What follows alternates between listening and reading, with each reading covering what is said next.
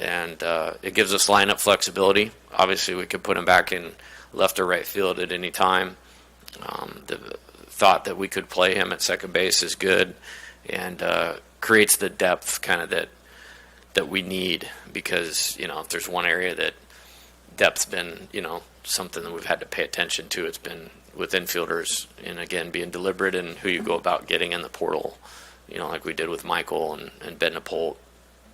Having Josh in there gives us, in my opinion, 5 good options in the infield, and I feel a lot better about that now.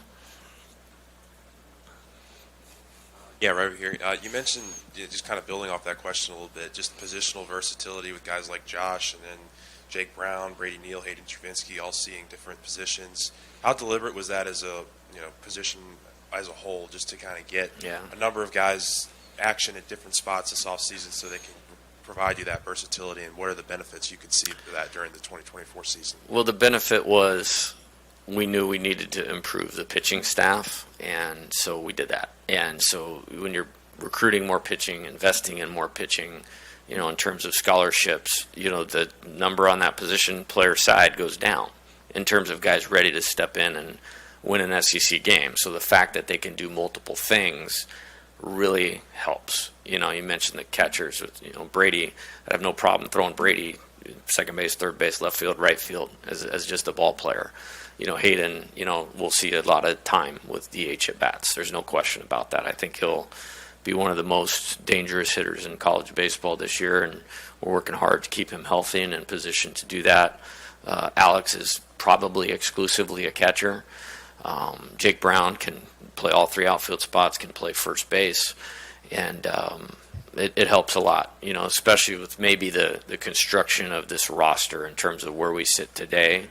The fact that guys can move around is going to help us with depth, with matchups, because it may not be quite the same in terms of bodies. I believe that it will be at some point, whether that's this year or next year or what, because guys are really developing in front of our eyes, and we've seen some of that since we've come back, but it really helps, on this team. Hey, Coach. Christian Little, one of the guys that you talked about, wanted to take that extra step of development moving into the season. You said he had a great fall, but can you elaborate a little bit on that development towards the team this season? Yeah, I think one of my favorite things about coaching college baseball is that development happens at different times for guys. And Christian, decided to go to college a year early, and that's a big jump. That's a big jump in the Southeastern Conference, going from high school baseball in Missouri to the moon is the way I look at that. And so, there's some scars in that, and that's how you get better though. We have a saying with the players is, not everybody likes to get messy, but the messy is where the development happens. And he's had success. We had some great outings, closed out that win at Texas last year, threw great against Kentucky here to start us off in that game, got us out of a big jam somewhere else in SEC play, finished the game at Texas A&M. So he was a contributor on the national championship team, but when you look at his ability to throw 4 pitches for strikes, movement, velocity, makes the ball go down, can soften hitters up, we all believe in his ceiling. And so I think he put in a lot of work in the summertime on his own and then came back in a better place. And I think the working relationship with him and Coach Yeski has been really good. And I'm excited to see that. And I'm looking forward to, the maturity side of it, the mental side of it, that will allow that talent to show up consistently. Because the talent is good enough to, when it shows up consistently, you're talking about a high-impact difference maker.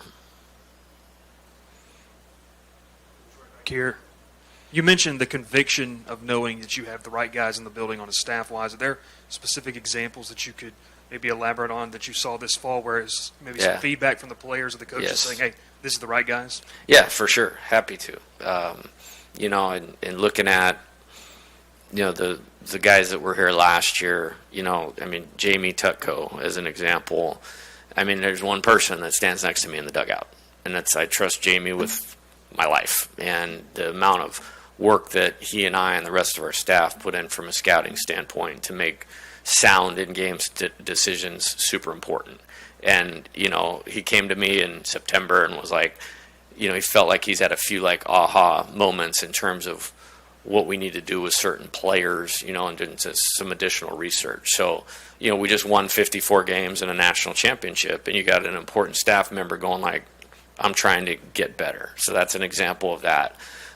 With Coach Wanaka, super important, to me, the only coach that's been on my staff the whole time, the effort he puts into positioning the defense, individual work with players, us being in lockstep with developing our position players. I mean, that's just continuing to grow. And really, I mentioned the work that some of these guys have put in. They look different now than they did in November. Physically standing in the box, maturity-wise, all those types of things. Josh Jordan, we had another good, recruiting cycle for pushing it forward. And, you can't work any harder than Josh. And then Terry has added that same element. This is all I do. This is all I do. And those guys are here before me, and they leave after me, which is nearly impossible. And so that makes you feel good. And then, to your point, player feedback and pitcher feedback on Coach Yeski's been phenomenal. And that's why I brought him here. I brought him here to know exactly what I was getting out of a pitching coach. And we haven't even seen the best of it yet because the games haven't started. That's where I think he really adds a tremendous amount of value. But, talking about Christian Little, the improvement there, DJ Primo, we had him and Coach Yeski working one-on-one in the mornings all fall. And that worked really, really well. And you're taking a guy that redshirted, couldn't even put him on a mound, and you'll be in the game at important times. And so, in its totality, Coach McMillan, on the strength side of it, Isaac Trujillo in the training room, and feel real good about it. Coach, what did last year teach your returning players, and what can it teach your new players that even in a national championship season, there'll be losses, there'll be struggles, there'll be times where some fans will say this team's not going anywhere, and to block out the outside noise and, maintain the course? I think valuing the work you put in every day, and when you know that you've put maximum effort towards preparation and readiness to execute your job to help the team win, that you can play with a bunch of peace of mind. And I think that's what we did. To be number one for 12 or 13 weeks in a row, that's amazing in the SEC. And, I think this year's no different. I saw something like there's 9 ranked teams, 7 teams in the top 10. Like, nobody does what we do. Like, nobody plays the schedule that we play. And so, understanding that if they put the hay in the barn, they stay connected to the path that we need to do to win, that you will get results. They also, I think, learned, even though, in my opinion, it was really minimal, but, failure is not fatal unless you allow it to be from a mindset standpoint. And, I think we exhibited that really well. Home series loss here late, even though we won like 7 SEC series in a row, lost 2 in the SEC tournament, which is basically because of me. The decisions that I made to pull pitchers out of the game and not play certain players. But they responded from that, played our best baseball of the year in the postseason last year. The Yankees were not beating us in the regional or super regional last year. And then in Omaha, you lose game 2, which we played good. We lost to one of the best pitchers in the country in a great game that they got a 2-out hit in the 8th inning, and we didn't. And so, bouncing back from that to win 3 in a row, and then, the 24-4 game. So I just think they're well positioned to understand what this is really about. And so if they keep their eye on the ball, no pun intended, that, you can get through things. And we're going to have to do that, because the only thing I can ever guarantee them in a college baseball season is adversity. And so we're going to need to utilize that experience for our benefit for 2024. Yeah, Jay, what were your conversations with Travinski like to get him to come back, and what's his greatest value to this team? Why you wanted him back? Yeah, and I did work hard on that. There was guys on last year's team where it was their time to go. Even if it was a little bit in the middle, it was definitely their time to go for their best interests. And I always try to find a situation where the player wins and the program wins. And with Hayden, at least since I've been here, he hasn't had a stretch where he's been healthy. And so I still believed there was more on the table for him at LSU. And he believed the same. And it is really cool to see that type of maturity, because he definitely could have been drafted and signed. I mean, that was all him to decide that he wanted to do this. And so in terms of value, I already said I think he will be one of the most dangerous hitters in college baseball this year. I mean, I think he's gotten better. I thought he got better last year. And throughout this fall, the maturity in the at-bats is what you'd expect of a guy with that talent, with this experience to have. Now it's our job to keep him healthy, keep him on track, and really pleased with Hayden, Alex, Tommy, Thatcher, Josh Pearson, Will Helmers. Those guys saw the value of great player leadership last year, and maybe one of those lessons that Jock was referring to, and they're paying that forward in a big way, and he's right at the center of that. Hey, Coach.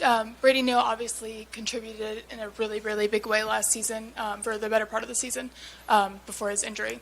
After that injury, how did he kind of shift in ways that he can still contribute, but obviously in a much different way? What did those roles look like? What was his attitude towards those roles? Yeah, Brady, again, like Christian, he skipped his senior year of high school. And probably lucky for us, because he probably wouldn't be here had he not done that. And he was a huge part of our team. We were never not the number one team in college baseball with him as the everyday catcher. And that was a blow at the time, and luckily we were well positioned with Alex and Hayden to overcome that. And I remember it was pretty clear he was going to be out for a while when he got hurt, and I grabbed him the very first game. He wasn't playing, and I just pointed at Cade Beloso, and I said, hey, I want you to watch every single at-bat that Cade Beloso takes the rest of the season, because if you can do this, along with all the other things that you do well, you're going to leave here a very happy player, and there's going to be a pro team that's going to be really happy to draft you really high someday. And, it was a tricky injury, so it wasn't like, hey, just rehab and get better. Like, it needed the time that we gave it, and he's in a good spot now. And I think he grew a ton, and that's part of why guys need to come here. And it's just, we want it to be all sunshine and rainbows, Dylan Cruz from the first AB of his life till, singling to center field in his last, and it just doesn't happen like that. And so I'm proud of him. I'm proud of his growth and development, and just the conversations he and I have now on a daily basis are much more advanced than they were a year ago. And, he's going to be a huge part of this team, this year and next year. Trey was so good for you at first last year. How are you positioned to field that position now? Yeah, Jared is going to probably be the first baseman as of today. Much like Paxton, that's a guy I want to get behind and go. And as long as the mindset is right, then I feel good about that. He's a huge target. I thought he was so good, or maybe a little more advanced than we thought, that it allowed us to pass the time where Trey was hurt and couldn't catch the ball at first base from a throw across the infield, that we could leave him in the outfield. And Jared, over 300 and hit 14 homers in the SEC as a freshman. That's great production. And he's super competitive. He's obviously super talented. We've survived 2 years of Coach Kelly not trying to drag him over there and play D-line. So that's a good thing. I texted, somebody around him and just like, hey, make sure he's continuing to get his work in over break defensively, because defense at first base, as we saw, is one of the most undervalued things in baseball. But I like where he's at right now. That's just kind of my follow-up. It's different athletically, right? But it doesn't mean it can't be successful. Yeah, for sure. And again, the player you're talking about, pretty special. Sometimes he would just fall on the ball, and I'd have no idea how he caught it. Special hand-eye coordination, confidence, all those types of things. But we had a little joke, Jared and I, going through this year. It's like, and it's already broken, hey, I never want to hear how good a first baseman Trey Morgan is again, because they already forgot, because you're just doing your job. You don't have to be spectacular Gold Glove like that, but that you're just doing your job. And I think he's even doing a little more than that right now. So I'm excited about that. You mentioned Cade Anderson earlier. Just what have you seen from him since he stepped on campus, and how big of a role can he have this year? Yeah, really pleased. I think had he not had the injury in high school, he may have been difficult to get to college. You know, and it's one of those things that maybe we got lucky. I think the poise, far beyond the years, the athleticism, the confidence, so those mental game pieces where players have to develop the most, probably, he checks a lot of those boxes. And then you talk about explosive life on the fastball, the breaking ball going down, soften up with changeup. It's pretty good. He's really good. And, same kind of thing. We're trying to bring him along back from the injury in a intentional way, in a smart way, because, that's a huge piece of LSU baseball moving forward, like Cam and like Jake Brown and like Stephen Milam, Ashton Larson. So, I think you said you were recruiting while you were in Omaha, right? Yes. Having to recruit.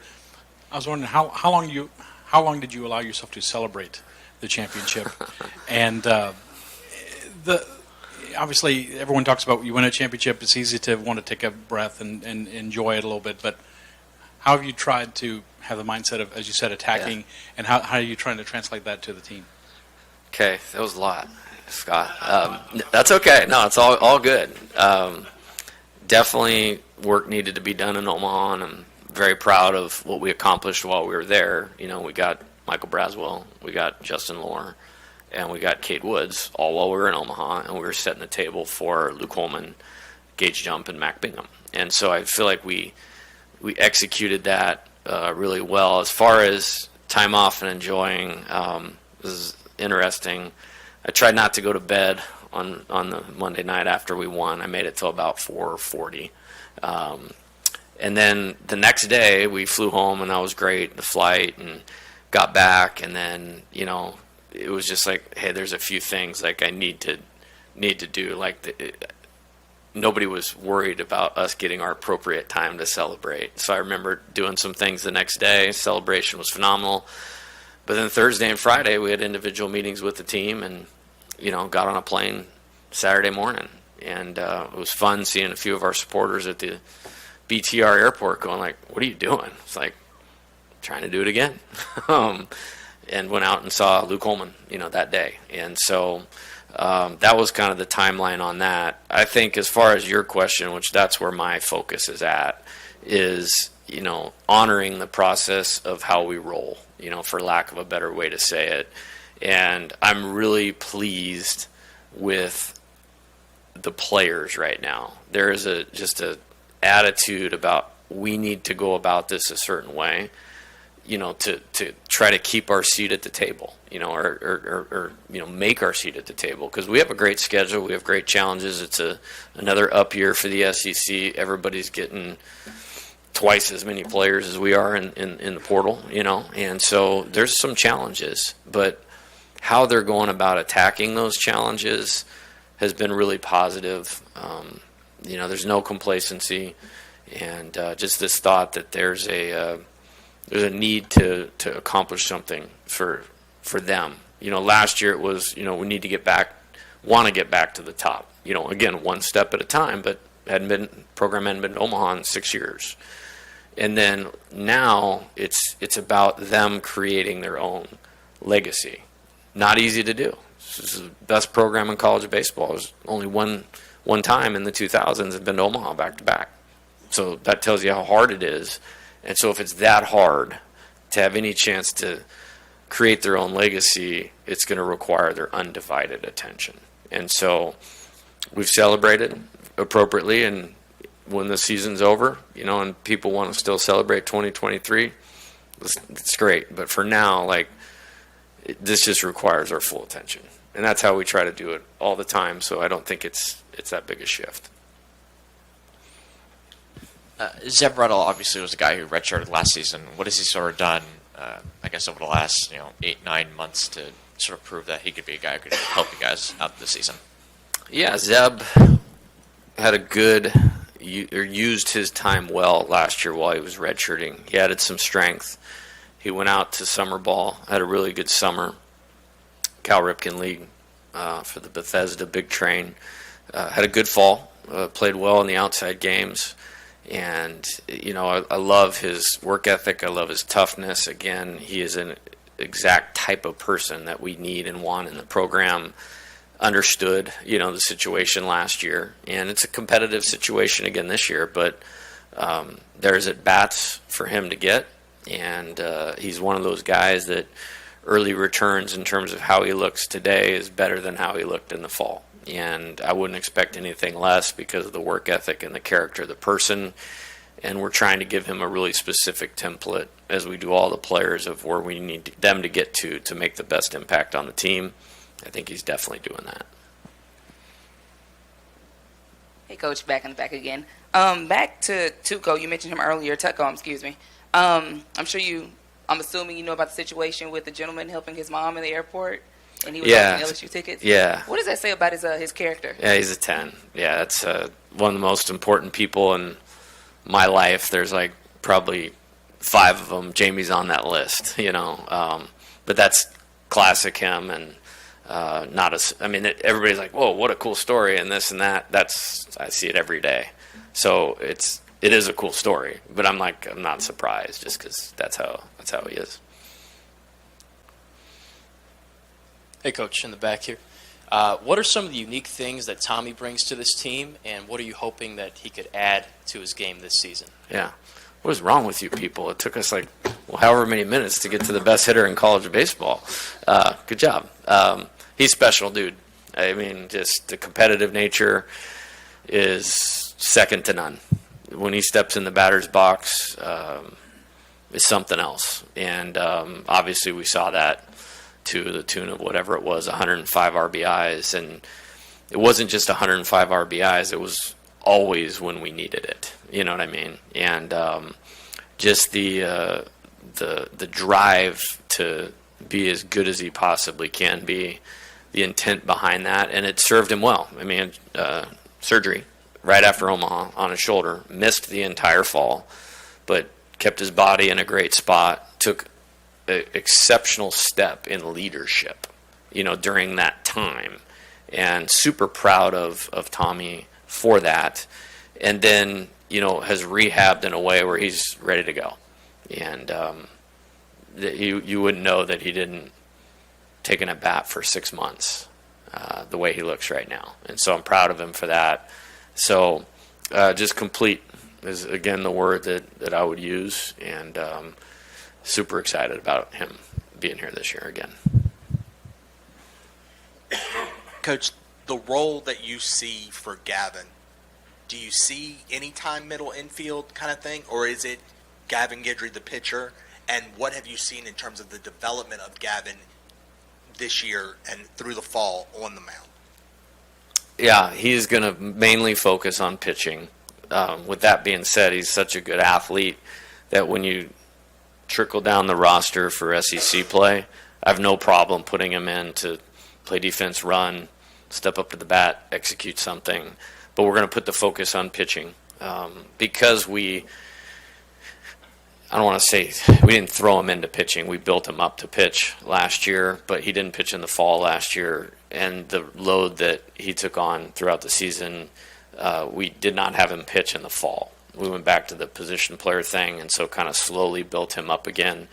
But I'm really excited for him to be able to dive in on this and this alone and see where we can get his ceiling. And as a competitor, he's going in the game.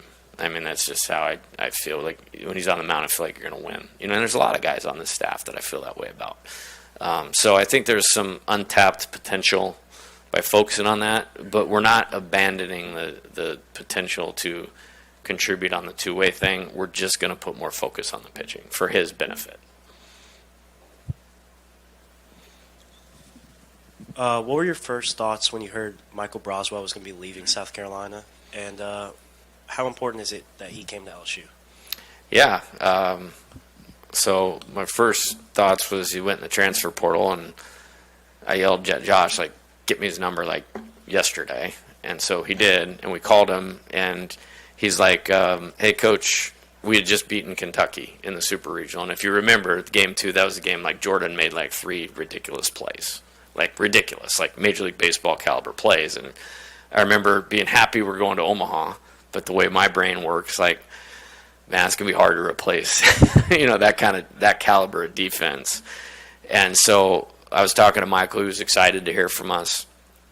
He's like, yeah, I'll come down when you guys get back from Omaha. And I was like, no, why don't you come tomorrow? And so he flew in the next day, and we had a good couple days. And I think, the day before the first game in Omaha, he called and said he was going to come to LSU. And he means a lot to our team. And this is with great respect for our other players. It's kind of hard to imagine our team this year without him. And he's done a great job defensively. He's better than I thought. And I always had a high opinion of him. Like, we brought him here because I liked him. Whenever we were scouting another opponent that South Carolina was playing, myself and Coach Wanaka were like, man, this would be a great guy to have, just casually saying it. And then when we played them last year, both in Columbia and in the SEC tournament, like, I thought he took very mature at-bats. And I just like how he plays. Like, it's just like it's this guy that's going to make everybody else around him better. And that's absolutely the way that it's happened. And so when he went in the portal, it was like, no, man, you need to show up. And so he was here the one day between us, winning the Super Regional and leaving for Omaha. And thankfully, he chose to come here. And it's one of those deals that's mutually beneficial. Him and Coach Wanaka have put in a lot of work on the offensive side of it. And I think he led our team in hitting in the fall. And has a really good idea of what he's doing right now. Just about time to wrap up with Coach Johnson. Anyone else have a question for Coach? One more for Michael. I can't get Dan to get on a mic, so can you give us any facility updates, any wish lists, things that obviously won't be time for this season, but something you're looking forward towards in the future? Yeah, I think, it's 2 things, in terms of stadium upgrades. You have the player development, which that's always number 1 for me. And then you have the fan amenities. The fan amenities I'm going to leave to them, and I want to make sure that our fans are taken care of, and our administration is well positioned to do that better. We want to just expand our hitting facility with an indoor infield and make it awesome. And I mentioned that several players have put themselves in a better position for this year because of the work that they put in. We've built a culture of where they show up and they work on their own, and I want them to have an awesome place to do that and to, push ourselves forward. That's the next thing that we need to do. And so there's a lot of planning, going on with that, and we want to make that happen, sooner rather than later, obviously. All right, thank you, guys. All right, thanks very much to Coach Johnson. We'll start with our players. Our first player will be Gage Jump. Gage, as Coach told you, transferred here from UCLA. Left-hander, a redshirt sophomore, and a candidate to be in our starting rotation. So we'll bring up Gage, and he'll go ahead and take questions. Again, if you guys would just wait till the portable mic gets to you, and we'll have Gage up for about 10 minutes. Thank you. All right, Gage.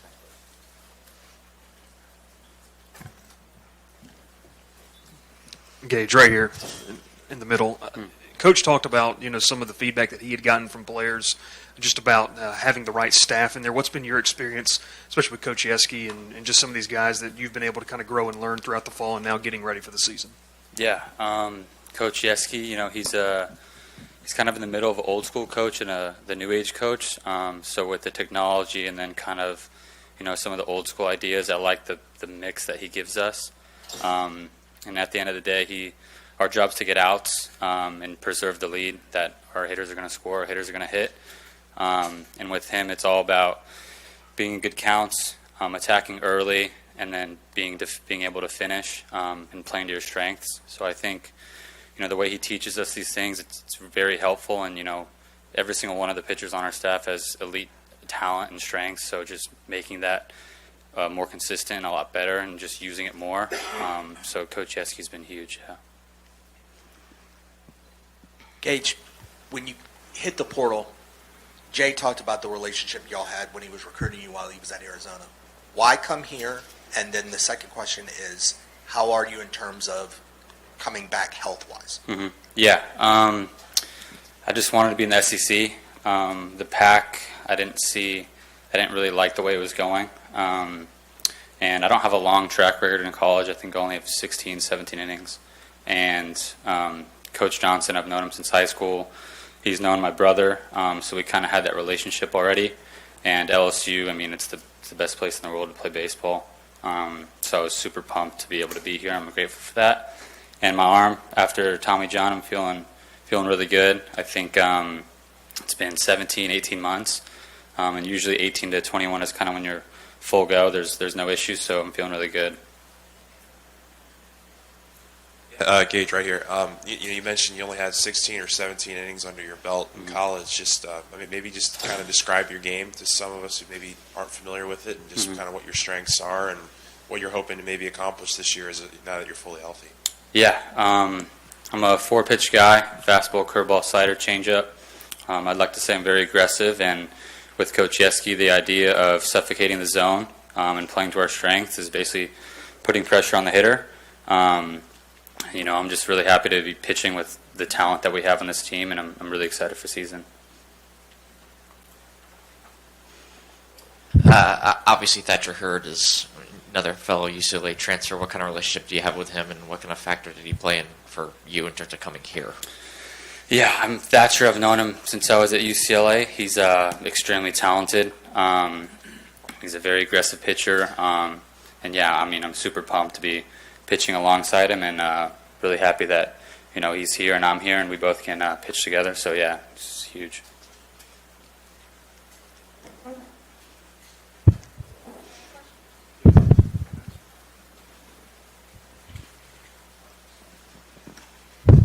Gage, I'm just curious, what kind of, championship mentality are you seeing with some of the guys that are returning from last year's team, kind of, bringing everyone else along and up to their level, I guess? Yeah, it's a lot different. I think, I envisioned LSU to be the top, and when I got here, it was just that and more. So, being with guys like Hayden, he's my roommate, kind of being able to talk shop with him and stuff like that is great. And then Michael Braswell, another transfer. The mindset that these guys have is we're gonna do everything we can to win. And playing selfless baseball for pitchers, attacking the zone, getting as many outs as they need from us. So the team here, I love the mindset of everyone. It's very aggressive. It's attacking everything that we do. So yeah, I'm super excited. Is it that commitment to work? Is it next level, I guess, from kind of what you're used to? Yeah, I think collectively, where I was at, it was a little questionable. I think for some of the players, but here it's kind of you look to your left, you look to the right, and you trust everyone because we're playing for LSU and we're playing for each other. So yeah, it's a big difference, but it's exactly what I envisioned. Yeah, well, last year as you were hurt, did you know that you were going to enter the transfer portal at the end of the year, or was it something that kind of, I guess, during the year got in your mind more? And how much did you watch the SEC, and how much did you watch LSU last year? And as you watched, what were you thinking? So my brother went to Kentucky for his 5th year, and he was a Pac-12 player too at Arizona State. And so he was kind of the one telling me, like, hey, the SEC is the real deal. That's kind of where you want to play. And I was watching LSU play in Omaha, and that's really when it clicked for me. I've always wanted to play in Omaha. I've always wanted to play in a super regional. And being at Alex Box Stadium with this kind of environment, I kind of thought of that when they were playing those games, and it really clicked. I got really fired up, and I just really wanted to play here.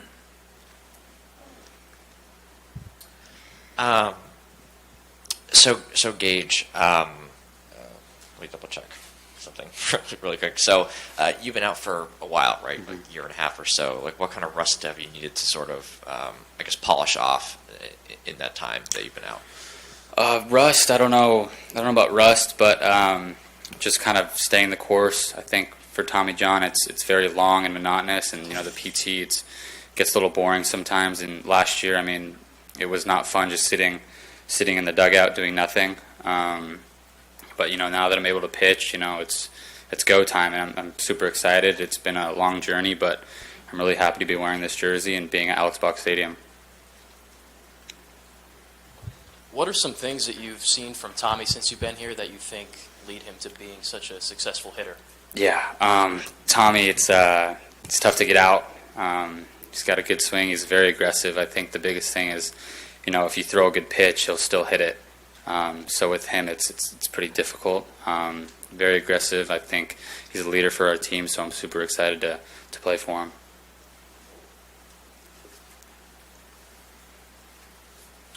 Anyone else?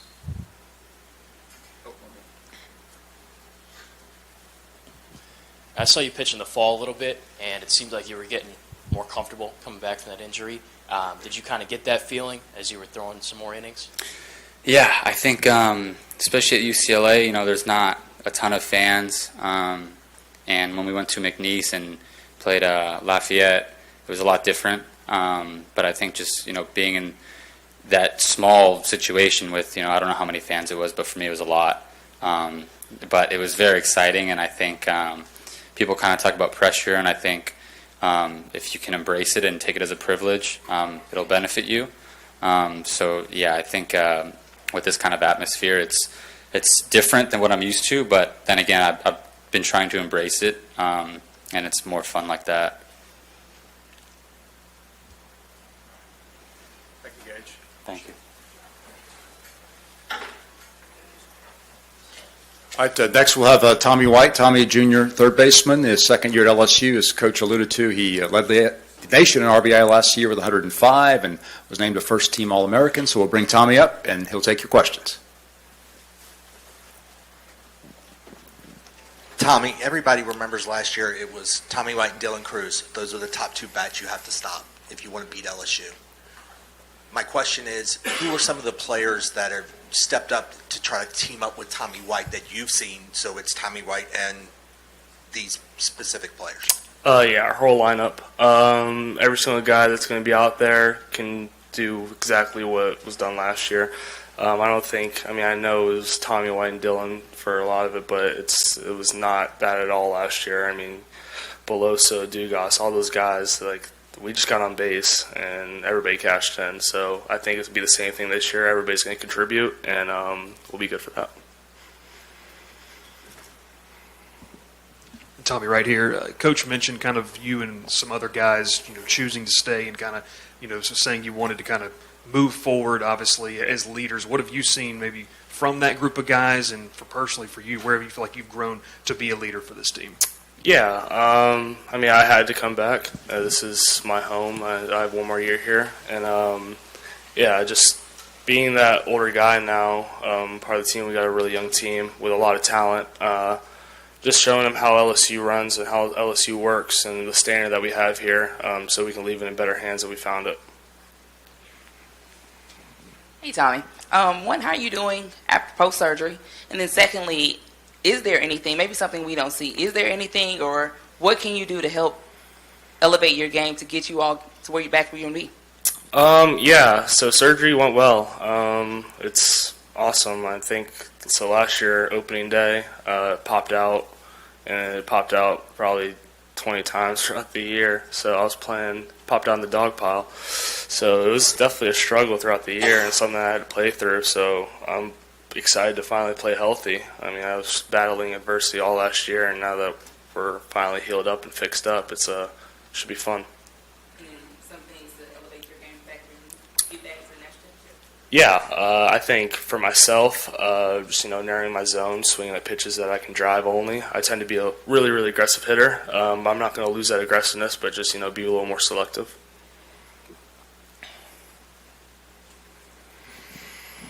Hey Tommy, how has the chemistry been in the infield since you guys basically have a brand new infield this year? And then also, who has been the toughest pitcher you had to face this fall? The infields, we've been clicking really well. Every guy that came in, all the new guys, they know the standard, and they've all gelled really well, and we're working really, really good in the infield. So I really like where we're at there. Toughest pitcher, guy that just talked. I think that he's got some stuff that's going to surprise y'all, and you guys are going to lean back and be like, wow. So I'm really excited to see him play. Tommy, after winning a championship, what's the biggest thing maybe you learned about that journey, and how can you get back? I think that was definitely the toughest thing I've ever been a part of on the baseball field was Omaha. It was the most fun I've had and definitely the toughest. So I think just, staying the course, being with the guys, just that's what we did last year was just we leaned on each guy to pick us up, when we're struggling and stuff like that. So that's going to be a big part of this team is having great team chemistry and being able to lean on one another. How do you keep it fresh too, though? Right, like you guys have had that experience. Obviously, new guys haven't. So how do you keep it fresh for the old guys? Yeah, so everybody thinks we're defending. That's not even close. We're attacking. This is a brand new opportunity, brand new team, and we're taking every day like it's our last.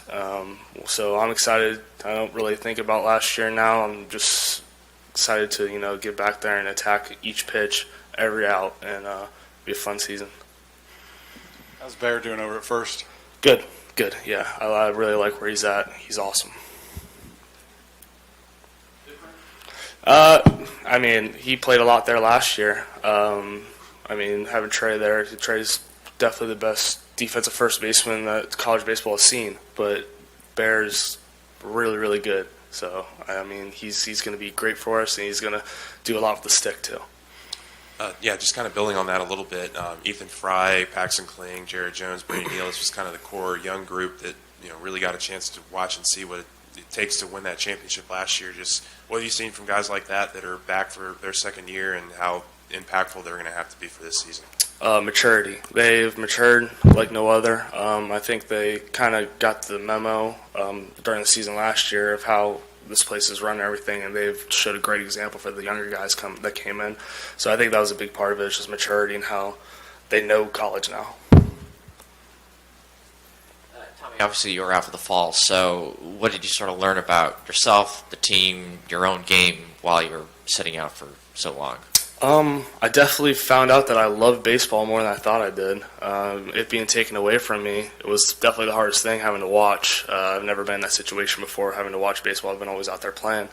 So it definitely found a new love for the game that I thought I always loved it, but now I know I really, really love it. So this is something I want to do for the rest of my life. Hopefully I can. And that was probably the biggest takeaway I had from the fall being out. How's Jay changed, if at all? Same. He's more determined than ever, ready to attack. This is what he wants to do. He wants to build a dynasty, and that's what he's doing. Tommy, if I could ask you a couple quick questions. Luke Coleman coming over from Alabama, what kind of addition is he to your staff? Huge. Great fastball, great secondary. He's an awesome person, great locker room guy. He's going to help us out a bunch. And, him being here, he's already experienced the SEC, so he knows what it's about. I think he's a great addition. He's going to help us out a lot. And piggybacking on Seth's question about what you learned on the journey, even in a national championship year, you guys learned there will be losses, struggles here and there. Is that one of the bigger takeaways from last year? Yeah, I think that it doesn't matter where you're at in the season. Baseball is a weird game. It doesn't matter who it is. It's not like football where the biggest, baddest dudes win. It's best guy that day. So, I think that's the biggest takeaway, is just to stay the course, and every out, every pitch matters. That's a big thing. That's what I really learned in Omaha was, every pitch was just so locked in, so focused. And if we can be like that all year, because we have that experience, so we know that every pitch matters, it'll be pretty dangerous.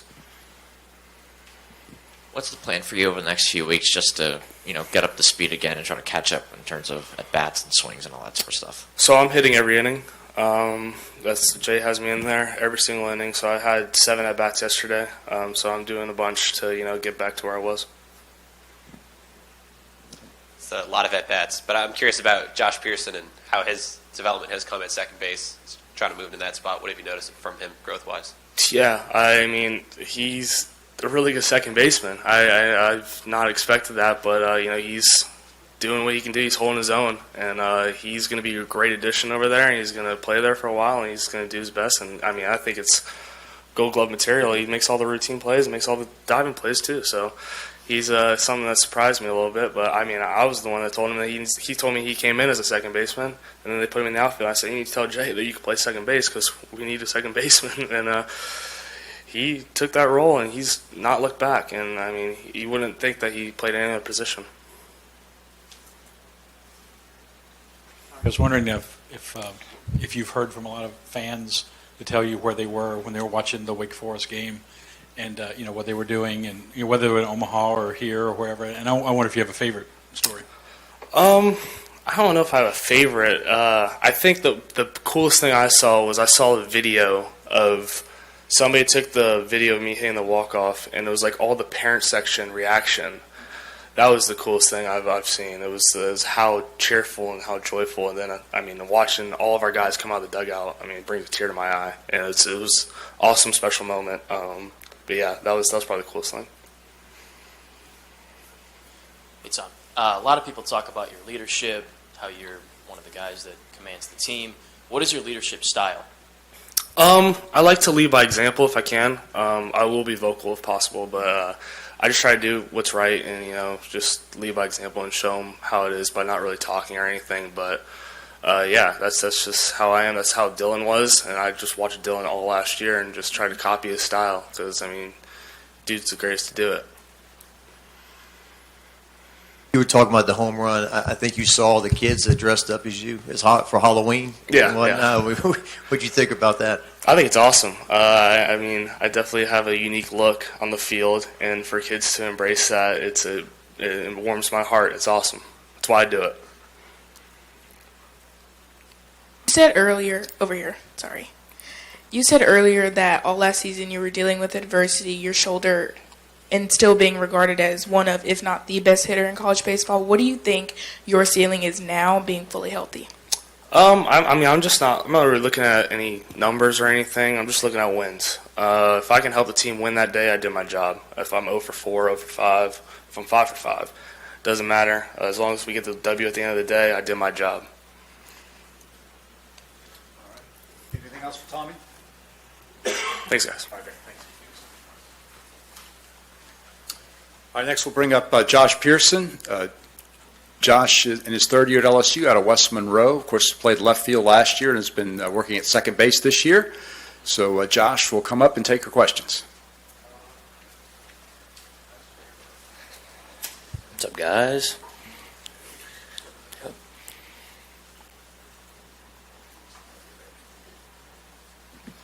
So, Josh, what's life like at second base? It's different for sure. Got super used to the outfield, but second base is a lot of fun so far. Loving the guys. They kind of just took me in with open arms and showed me the ropes, kind of. So I'm enjoying it. What's your experience with the position before you moved over? I played it in high school a good bit. In summer ball and stuff like that, I always played second base or third base. So, but that was 4 years ago. So it's definitely been. I've gotten super used to the outfield. So it's definitely still a transition, but kind of all coming back to me now. But yeah, just building off that a little bit. Obviously, this was something that Gavin Dugas did last year. I was wondering if you've had any conversations with him this offseason about just the transition and what it's like making that move from outfield to infield, and just maybe any advice he could have given you during that process. yeah, I talked to Gavin a good bit. Right whenever it first started, he did not believe me. He thought I was lying. And then he came to a fall inter squad, and I was playing second base. So we kind of talked about it after that. His big thing was just making the routine plays because, I don't have to do anything extra out there. If I just field the ground ball when I get it and get the out, and that's all that really matters at the end of the day. I don't have to try to be anything fancy. Just make the play whenever the ball's hit to me. Is there some advantages to having 3/4 of the infield new? You guys kind of all get to learn together. I know Bear played some last year, but just everybody kind of learning together. Yeah, I think there's definitely an advantage to it. Having guys like Tommy and Ben who were here last year and are really good infielders, having them kind of right there with us, walking us along with how Coach Johnson does infield practice and things like that. He works our legs a lot, gets us staying low, and he gives us water breaks, but it's a lot of work out there. But it's definitely a lot of fun having guys that weren't here last year, like all the freshmen, and then Michael Braswell. We're just kind of all doing everything together, and it makes it a lot of fun. Josh, right here, what's kind of been your viewpoint of Michael Braswell, and how's that chemistry and continuing to kind of develop together? He's a vocal guy. He's always talking out there at shortstop. Helps me out a lot because, I haven't played second base in a while, so there's still a lot of things that I'm still getting used to within the game, and he's really helping me out a lot. I mean, there will be balls hit, and he's telling me what to do while he's doing what he's supposed to do. So he's definitely a big help. I mean, 2 years starting in the SEC on the infield, that really helps out a lot. So he's been a great help for me. What kind of effect did Brady Neal have in the locker room following his injury last year, especially in like overall in the super regionals and whatnot? Oh, Brady's an awesome locker room guy. He's first one there for you when you do good in the game. And I mean, if you're having a tough day, he's right there with you. He'll talk to you, like poke fun at you. But I mean, it's a lot of fun. He's a great locker room guy. I mean, the injury didn't really change him as a person. He stuck with it. He's grinding through the injury, getting out of it now. But he's always been a great locker room guy for sure. Back here. All right. Can you talk about Cade Anderson since he's been on campus and maybe what you've seen from him? Oh, he is nasty. I had to face him first day of live at bats, and it was kind of a wake up call. Hadn't hit in like a month or something because leaving summer ball, coming back to school, and I mean he just blew me up with the fastball. So he'll definitely be good for us. He's a hard worker, super smart kid. I'm excited to see him during the season for sure. You talk about the positional versatility on this team. Obviously, you, Jake Brown, Hayden Travinski, Brady, they're all kind of moving around a little bit throughout this offseason. Just what kind of benefits can that have for you guys going into 2024, knowing that you have a bunch of guys that can play several positions? Yeah, it helps coach out a lot because him writing the lineup on that day, having guys who can play 2 to 3 positions, it definitely helps him out, trying to put the best lineup out there possible every day. So we've always been working as hard as we can to be able to play anywhere we can on the field. How open were you originally to the idea of moving to second base, and do you think it helps your potential professional prospects at all by doing this? Yeah, I was excited about it. It's a new challenge in the game. I mean, it's still the same game of baseball, but I mean, outfield to infield, it is almost like a completely new game. So it was definitely a lot of fun. I was a little nervous first inter-squad game, but practice was, I mean, doing things I haven't done in 4 years. It was a lot of fun. And I mean, not as concerned as like draft and things like that. I'm really just how I can help the team this year.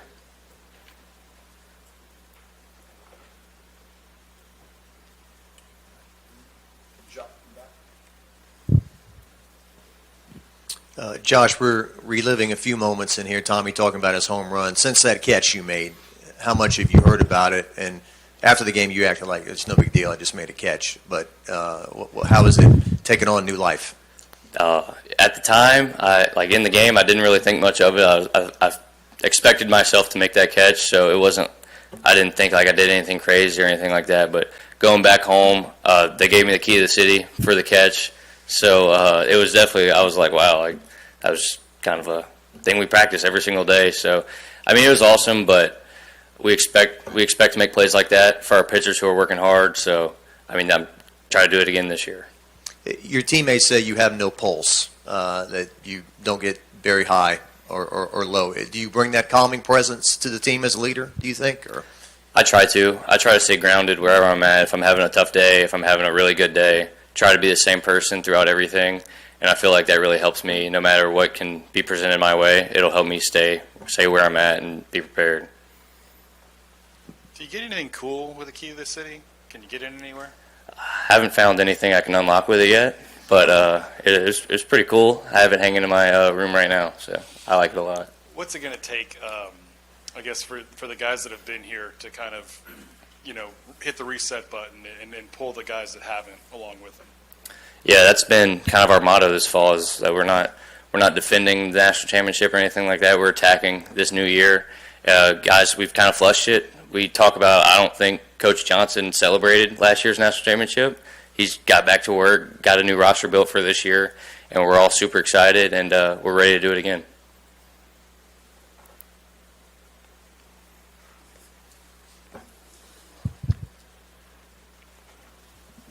A simple question, but what have you learned about playing second base? Like, what are some things you didn't know previously that now, that's how you do it, Yeah, there's a lot of stuff. In high school, you kind of just work on fielding the ground balls and catching throws. You don't really learn the ins and outs. And in the outfield, I mean, ball gets hit in the gap, I run and I throw it to the infielder, and I kind of just know that they're supposed to be there. And now it's kind of the other way. Like, I know I have to be there for the outfielders to throw the ball to me. And that was just kind of something I never really thought about. I thought I was just going to be out there fielding ground balls. But it's a big change for sure. What's harder, left field or second base? Oh, it's a good question. Right now, probably second base because I've played outfield for a long time. But I think it just kind of depends on what you've been doing your whole life. For me, last year, I would say outfield was way easier than infield. But if you ask me that question in a couple months, I might answer second base a little easier. I know you obviously you're a competitor and a high-level one. Is there kind of a grace period you're giving yourself throughout the early portion of these scrimmages and getting into the early part of the season of just learning the nuances in a game atmosphere of this position? I'm trying to hold myself to a high standard, but not be super tough on myself because I know it's going to be tough. I'm going to make errors. It's a little different than the outfield. In the outfield, you're not supposed to make near as many errors because, you get fly balls hit to you. In the infield, you get some really hard ground balls hit to you, so errors are going to happen, and it's just kind of something you got to get used to. But definitely, I'm still attacking it for sure. Don't want to give myself too much leeway or anything like that. I want to be hard on myself for sure, but I don't want to be too hard that I'm playing down out there. I want to play aggressive on the infield for sure. Did you own an infield glove before you took the spot here? I did not. I'm using Monster Milem's infield gloves right now. You still? Yeah, still right now. Are you just looking for one? I have one now. I'm breaking it in, so yeah. I might have it by the season. Hopefully. Okay. Yeah.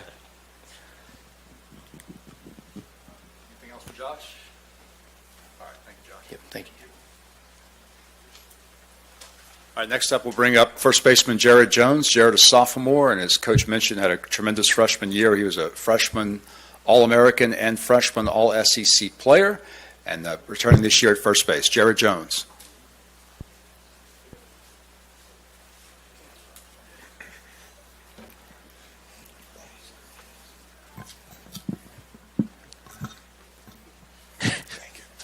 Jared, right here. What'd you learn last year about yourself in terms of just person and maturing, and then at the plate? Because you started off hot, and then there was some ups and downs. What did you learn to make yourself better this year? Yeah, I think Coach Johnson says it best. I think the jump from high school to college baseball is the biggest jump in talent gap that you'll make as a baseball player. So it took a lot of time to adjust, to get used to the speed of the game. It is true what they say that the game speeds up at the next level. For me, I just try to take it one day at a time. I learned how to handle my emotions better with the ups and downs throughout the year last year, and just trying to take that into this year. Yeah, I think the biggest thing we've spoken with Coach Johnson, just kind of about you and the improvements that you needed to make were just kind of the mental side of things, just growing mentally in terms of just have a couple bad at bats, don't let that turn into a whole series kind of deal. Just what kind of strides do you think you've made in that area, and just kind of how ready are you to kind of go into this season knowing that you've made those strides?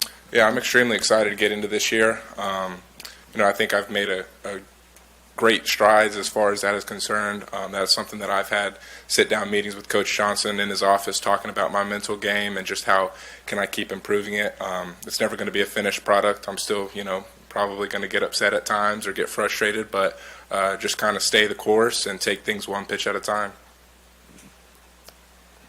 You're going to inevitably get compared to Trey, right, taking over that position. How important is it for you to play your game the way that you play it and not necessarily try to live up to some expectations? Yeah, I think Trey Morgan played an amazing first base. And for me, being able to kind of watch him play for a year and develop under him, he was a great mentor and leader on the team last year, and he helped me out tremendously. And that's something that, when he's in the hitting building today, working out, getting ready for pro ball, that, we still cut it up and laugh sometimes. So the fact that he was able to kind of take me under his wing and show me the ropes and now handing them to me for this year, I'm just super excited to do what I can over at first base and make the routine plays. As far as what's more important to you, the defense or the receiving? I think they both have their importance. Obviously, all I want to do is just, make my infielders look good, drop third strikes, throwing down to first base, just anything I can do, turning double plays, picking balls for my infielders, just helping them look as good as they possibly can. And how much did being in the lineup every day last year help you as opposed to when you were DHing only? Yeah, DHing was different. I started off the year last year as DH, and you kind of sitting in the dugout just watching the game for most of it. So it took me a minute to get used to that because I was used to playing in the field all the time. But I was just super happy to have my name in the lineup last year. And so I didn't take that for granted, and I won't do that again this year. And so I'm just really excited to kind of go and attack this season. What are some, I guess, specific offensive improvements that you want to make at the plate for this year? Yeah, I think the biggest thing for me is going to be strike zone discipline.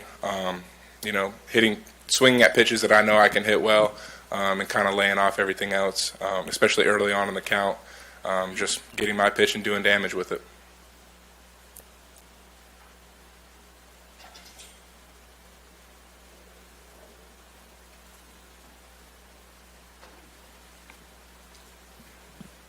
Where do you feel like there's the most room for improvement in your game? It's a great question. There's a lot of things I'm still trying to work on. I'm still very young, in my opinion. So just anytime I can work on my maturity, whether that's at the plate or defensively, as a leader. I am technically a veteran player on this team now this year, and so stepping up into a leadership role and kind of taking any freshmen I can under my wing and helping them out. But for me, it's just the mental side of the game. It's a really tough game. It's a game of failure, and I just want to be the best that I can day in and day out and be very consistent with that. We've heard a lot about we're not defending, we're attacking as far as trying to repeat as national champs. How much is this team bought into that mind? 100%. I don't think there is a team meeting or a one-on-one conversation with the coaches that is not involved with attacking versus defending. And I think we've kind of accepted that mindset, and we're going to do a great job of embracing that. And we are super excited. I think we're, 21 days away now, so we have 21 more days of preparation, and then it's attack mode from there on. When asked, said that Gage was pretty tough. Who has really stood out to you on the mound so far? Yesterday was our first inter squad, and I faced, 3 really good pitchers in Thatcher, Guidry, and DJ Primo. And I think, last year it's easy to watch the tape on those guys and say, they're going to be really successful at this level. But even with Coach Yeski coming in and them taking the next steps towards becoming elite pitchers in this SEC. And so for me, those 3 guys just yesterday really tough at bats, and they say iron sharpens iron. So we're just going to keep out there and competing with each other, and I think that's great for our offense because we're facing the best pitching staff in the country day in and day out, and then it's great for our pitchers because they have to face a great offense every day. Speaking of DJ, what made him so tough during your at-bat against him? Well, for starters, he throws really hard. I think his fastball's been up to 97 already in the fall. So, I'm sure with adrenaline rushing, he'll be up, upper 90s. And then he's got a phenomenal slider, and he locates really well. And Coach Yeski does a great job of calling pitches, and he does a great job of executing those pitches. And when you have a pitcher that can not only command the strike zone well, but has great stuff like he does, it makes for a really tough at-bat. You mentioned strike zone discipline is something you want to improve on. I mean, how do you go about improving on something like that? Yeah, I think it starts with visualization before the game, putting the pitcher that you're facing on the mound and kind of visualizing what his pitches look like and how you're going to, get a base approach off of him. And then from there, it's just about execution. I've worked on the machine in the cages on sliders and fastballs and hitting both at the same time, taking the ones out of the zone, swinging at the ones in the zone, and just repetition as much as possible with that. With Paul Skeens and Ty Floyd now moving on, how do you feel about Thatcher kind of moving to the, if not the front of the line, close to it? And how did he pitch for you guys, like especially late in the year last year? There's no doubt in my mind that Thatcher Hurd will be a top 5 arm in the country this year. Tremendous human being, one of the hardest workers on this team, comes in every day with the same mindset of wanting to get better. and he goes out there on the mound and shows that. And I think he's going to do a great job stepping up in that role for us this year.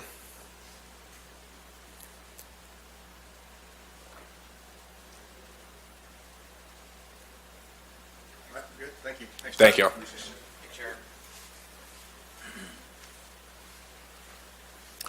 All right, our next speaker is our shortstop, Michael Braswell. As Coach told you, Michael's played at South Carolina for 2 years and transferred here to LSU as our shortstop. So Michael will take your questions.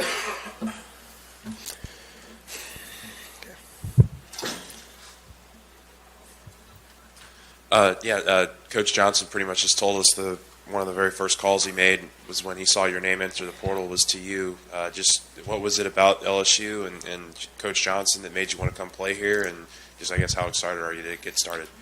Numerous things, honestly. From the outside looking in, when I was at Carolina last year, LSU has a fantastic program, best fan base in the country. You know, I always rooted for LSU growing up. It definitely was my dream school growing up, and I didn't really expect the call, honestly. You know, like from the outside looking in, you can look at my stats and say, like, you know, dang, like they're getting guys in the transfer portal like Tommy White and Thatcher Hurd and, you know, Gage Jump, like all these top end guys, and then you get me out the portal, and then, you know, you might look at that sideways. But when I got the call, man, I was happy as I don't know what. You know, like.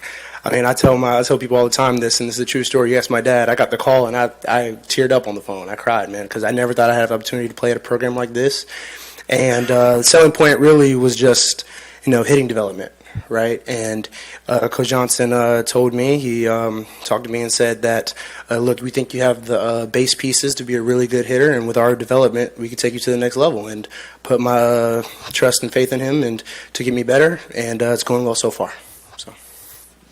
He said you and Chief have been working and having a lot of success, I guess, early on. I guess what's changed or what kind of clicked for you? It's all mainly mechanical, using my lower body in my swing, and just trying to get more balls more in the air, in the gaps and everything, because the last 2 years of my college career, I've kind of been a ground ball hitter, slap guy, hit the ball the other way, and using more of my body to unlock more of my power and drive the ball more in the gaps. So just two of the things that Jay kind of talks about when he talks about you. The story that Glenn was talking about, he said, no, why don't you come tomorrow, you know, as far as like when you're on the phone with him. He didn't want to wait for you, right? And then when you got here and went through fall ball, he was pretty confident in that you were going to be the starting shortstop. Like, what does that do for you? You're kind of underselling yourself, I mean, to us, but what does that do for you as far as elevating your confidence in your game? It means the world to me, you know, to have probably the best coach in the country, in my opinion, have that much trust in you and have that much confidence in you. And, you know, I think a lot of that is due to the work we put in, right? I've worked tirelessly with Chief, tirelessly with Coach Johnson to make sure these improvements are what they need to be. And, you know, and it's kind of it started to come to fruition a little bit during the fall. Obviously, I'm not there yet completely. You know, we still have a long way to go, but I'd definitely say that it's been a great process, though, 100%. What kind of teammates or which teammates have been making the transition from South Carolina to LSU pretty easy? You know, I'd say all of them, really. All the teammates have been exceptionally, you know, very. What's the word I'm trying to use? Very. Let's say, making it easy for me to come on. And they're very open. Every teammate, you know, we have a standard. There's a standard here. You know, Hayden Travinski, Alex Milazzo make sure the standard is set and make sure we carry through with the standard. And that's really why it's been a smooth transition, right? The two captains on the team and them just making sure we all live up to the standard and we meet the standard every day. So. What's been the chemistry like in the infield, especially with a guy like Jared Jones? The chemistry has been amazing, really. I mean, everybody likes each other. Everybody's friends. I mean, hey, we're all cool with each other in the infield, and we all try to get each other better every day, right? Like I talked about the standard earlier. There's a standard in the infield as well, right? I mean, we're just trying to be better, get better every day, you know, and try to be the best infield in the country, right? And that's our goal, and, you know, we're trying to meet that goal. Yeah, kind of to that end, you know, Josh has moving back to second, Bears, taking over full time at first. Like, how much does it help that you guys are all kind of doing it together, right? Tommy's established, but the rest of you you're not coming in and being the one guy that doesn't know the other three. Yeah. Oh, well, it's very crucial, right? I mean, especially with JP making the transition from outfield to second base. And the thing about the chemistry that we have is what makes the chemistry our chemistry is when somebody might not be as comfortable, or when somebody is makes an error every once in a while, we pick them up, right? And we make it to where we build up their confidence enough to where they can, play free on the field. Right, and like I said, especially with JP, I think he hadn't played second base since high school, and he's come out there like a natural this fall and starting the spring. So our goal is just to make everybody as comfortable as possible and pick them up when they're down. So, Michael, long time no see. So on the infield with Josh in particular, what are some of, some strengths that he's had that he showcased at second base, and what are some things that you think could maybe use extra refining just because, as you said, he's played there since high school? Well, JP, like I said, the transition has been smooth for him. I mean, he's an athlete, really athletic, can make all the throws, all the arm angles, everything you need from an infielder in college baseball. And it was kind of shocking to me because I didn't know he had kind of the skills to do what he's doing now. And, I mean, he's balling out, honestly, at second base. And the strength is just the thing that he needs to improve on, probably just positioning, just the natural infield positioning, if a guy's late, moves a couple steps this way kind of naturally, in the sense. So it's more just instinctual things that infielders that have been playing there for, 3 years of college would know. But, I mean, he'll get there 100%. We've heard a lot from the guys about we're not defending, we're attacking. I'm curious from your perspective of coming in here, what have you noticed maybe about the standard in this building? Standard is extremely high. Coach Johnson, Hayden Travinski, Alex Malazzo, they all set the standard. And standard here, like I said, and standard is to attack, right? And attack meaning that we're not last year's team, right? And we're not trying to be them. Right, we're trying to attack the season in a way that it's 55 regular season games, 55 playoff games, right? And if we do that, then the goals that we set for ourselves, we think we'll meet them. So that's really what all it is. Right here, you talked about kind of the standard, and obviously you had an idea of what that might be like even before you got here. When you did get here, was it a little bit even higher than maybe you originally kind of envisioned? 100%, I'd say that. I talk a lot about from the outside looking in, but being at Carolina last year and seeing that, you might think, Coach Johnson just recruits really well. That's where they win. They have all the talent, Dylan Cruz, all the guys, Tommy White, and everything. But man, when I got here, I was like, dang, they put in a lot of work, like an unreal amount of work.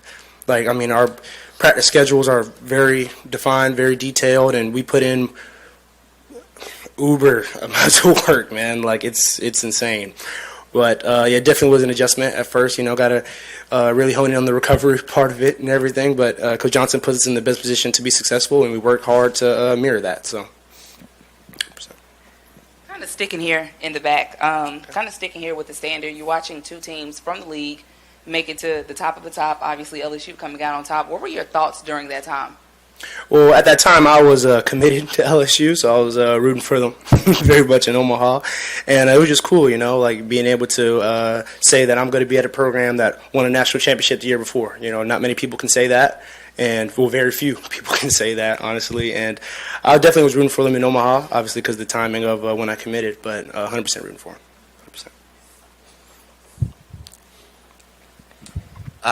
You used to close games as a pitcher with South Carolina. Is there any sort of future with you on the mound anymore? I'll do whatever Coach Johnson wants me to do, but as of right now, I'd say that pitching probably isn't in the cards. We have a really deep pitching staff, and a lot of things would have to go wrong for me to go pitch on the mound. So hopefully that doesn't come to fruition. Yeah, Michael, what wasn't your decision to leave South Carolina? Because it's always tough to leave a place where they have a good baseball program. Why leave there, and why has LSU always been your dream school? Well, the reason why I left South Carolina was I wanted the opportunity to play everyday shortstop at a winning program, and I wanted to just have a chance to be an everyday shortstop, right? And I didn't believe I had a chance there at South Carolina at the time. You know, they have some really good players over there, Will Tibbett and those guys, and hit the portal. And LSU was the choice, so that's why I left South Carolina. But can you remind me what the second question was? Well, it's kind of childish, but I mean, I was playing NCAA football when I was younger, and I know it's childish to say the colors, but when I'm like 5, 6, 7 years old and I see, ooh, man, the Tigers look pretty cool in those colors, and you can ask my parents, man, like, I was like, dude, I want to go to LSU. Parents told me it was too far coming out of high school, but it was okay, and yeah, that's why it was my dream school.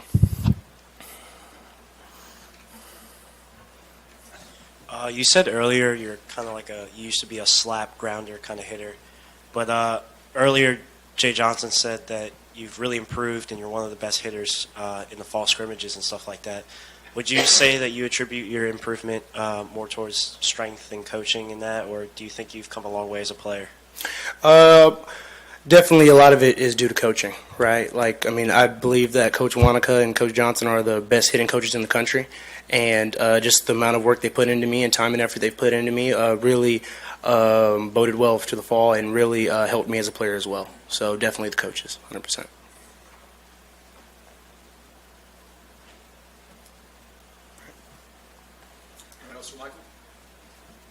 All right, thank you. All right, our final player today will be Gavin Guidry. Gavin, of course, in his sophomore year out of Barb High School in Lake Charles. He was the top relief pitcher on the club last year and pitched many meaningful innings, particularly in the postseason and in Omaha. So, Gavin Guidry. How y'all doing? Gavin, how unique was last year? You come to LSU, you know, Mr. Baseball, Gatorade Player of the Year, and it was Gavin Guidry's going to play in the infield and Gavin Guidry's going to hit. And then it ends up Gavin Guidry is on the mound for the last out of the College World Series. Was it completely not what you expected last year? And how do you adjust to this year, and how's it changed for you? Yeah, I mean, you go into the season, you just try to do whatever you can to help the team win, right? You know, the fall is for development, and that's kind of whenever you focus on yourself. And then once it comes to winning games, it's whatever you got to do to help the team win. So it came down to it, and they asked me to start throwing again. And, you know, I didn't even think twice about it. Now, I didn't really think that I would be in the position that I was in at the end of the year, but, you know, that's how it worked out. And then transitioning to this year, it's kind of the same thing, right? Like, you just go in, show up every day, attack the day, show up at the beginning of the year, you know, game one, and it's, you know, whether you're throwing the first pitch of the year or you're not pitching at all that Friday night, like whatever you got to do to help us win games, what you got to do. So, I mean, it's the same mindset as last year. You know, you're just attacking it and you're going out there to win every day, competing. Obviously, you know, playing the infield and hitting is still in the cards for you. But how much has it helped? You know, being able to like ramp up as a pitcher heading into this season.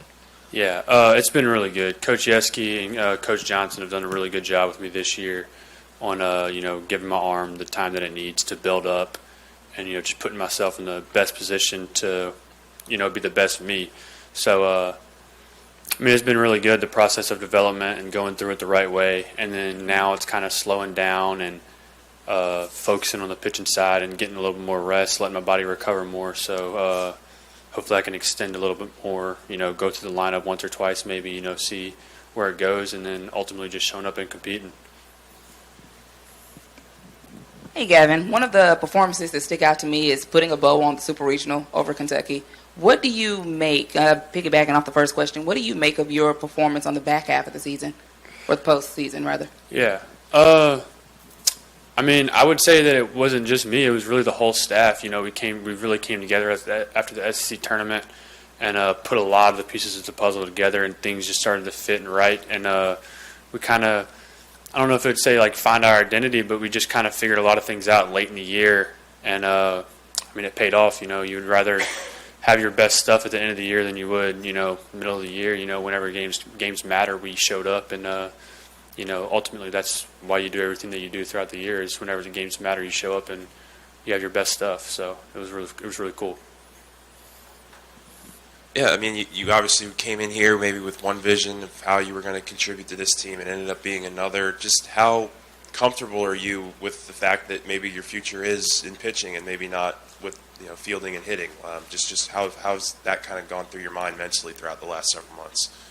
Yeah, I mean, it's different, right? I always grew up being a hitter first and then kind of a pitcher after that, and it was one of the things that I did growing up to help my team win.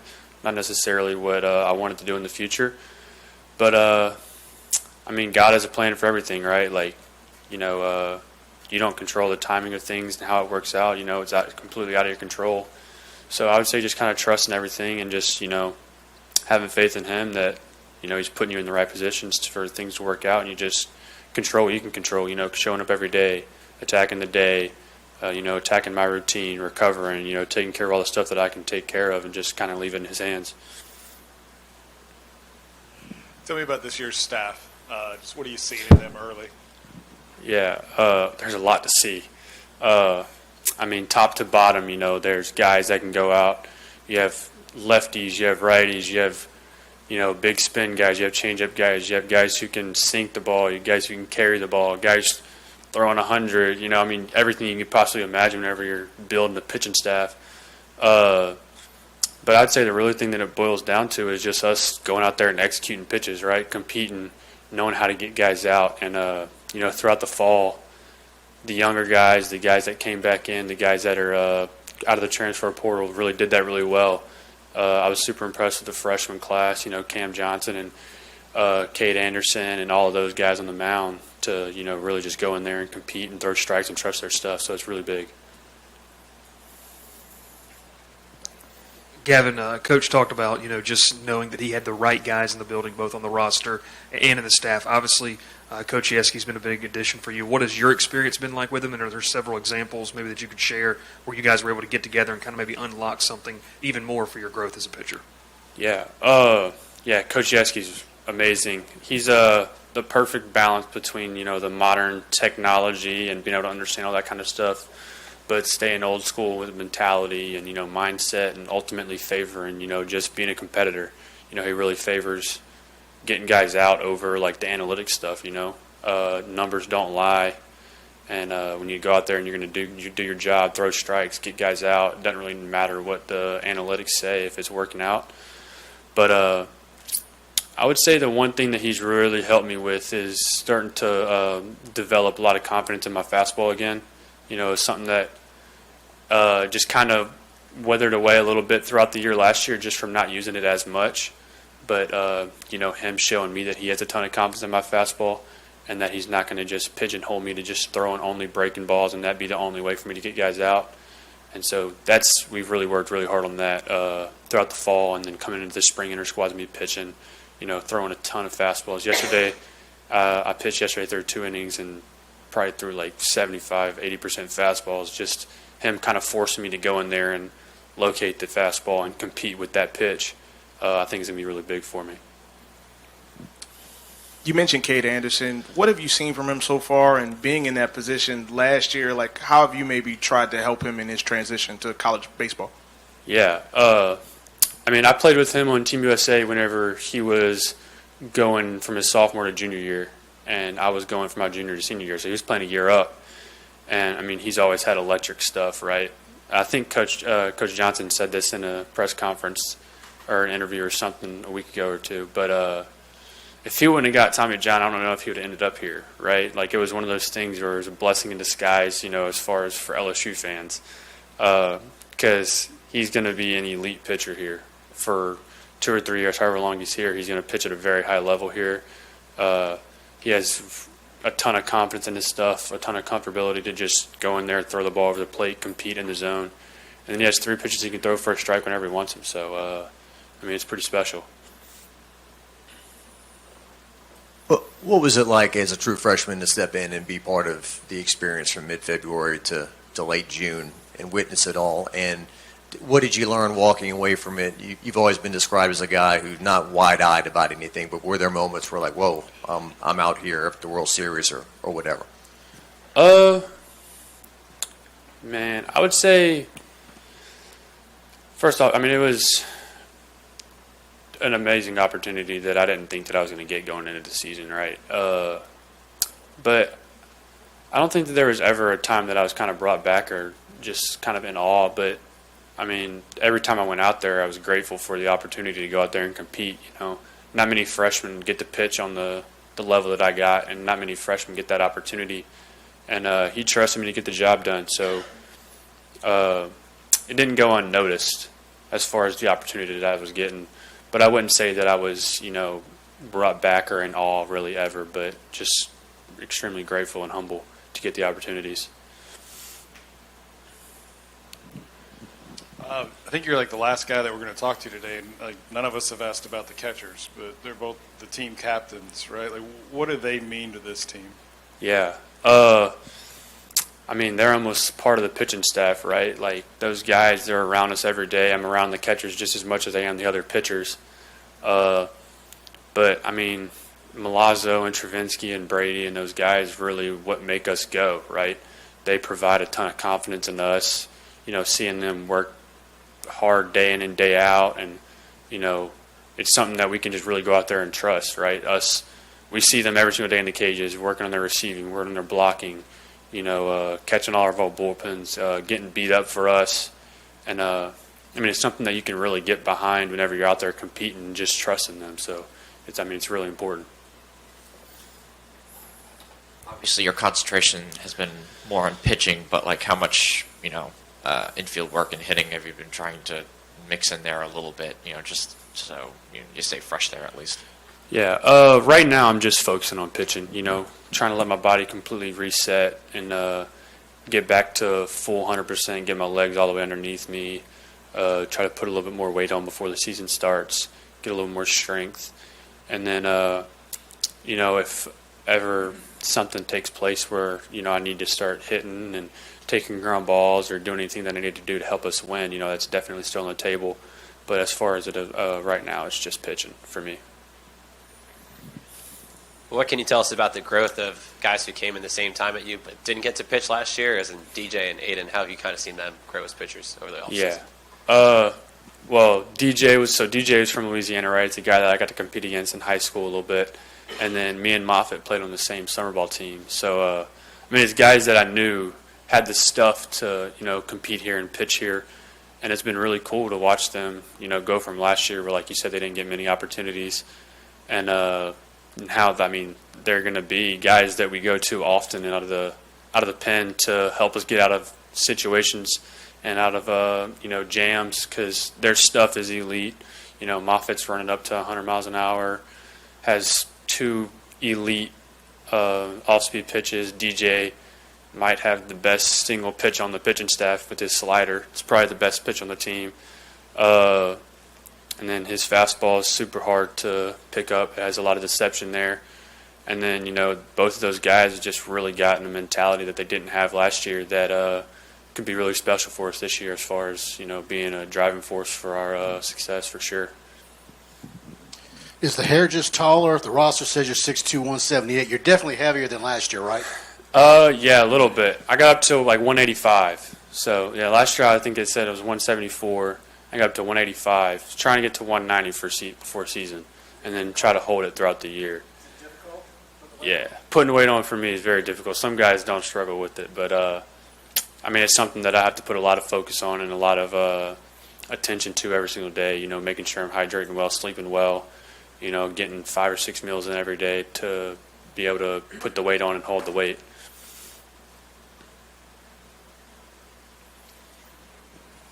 Thought it was interesting when you said you're trying to develop more confidence in the fastball and not just throw the breaking ball. Usually it's reversed like that for pitchers. Mm-hmm. What's that been like in terms of everybody usually just like, I can just throw a fastball and throw it hard. What's that process been like to develop the confidence back in the fastball? Yeah. I mean, it's kind of been pretty fun, right? Like, it wasn't something that I had to ever really work on when I was in high school because, you know, obviously when you're in high school, you throw a lot more fastballs. You know, had a good fastball for high school baseball, and a lot of guys, you know, just struggled hitting it. So the pitch that I used a lot more. So I had a ton of confidence in it. But I would say the first thing is you got to know, you know, what confidence comes from, and it's just complete trust in yourself, right? You know, I would say confidence is mainly comes from, preparing and seeing things work out, and then just, understanding that you can do it. So, that's why he's having me throw so many fastballs right now, to where he trusts in my fastball and he trusts my command and the shape of my fastball, and it's just a lot more of me completely filling it out and understanding what I need to do to compete with that pitch.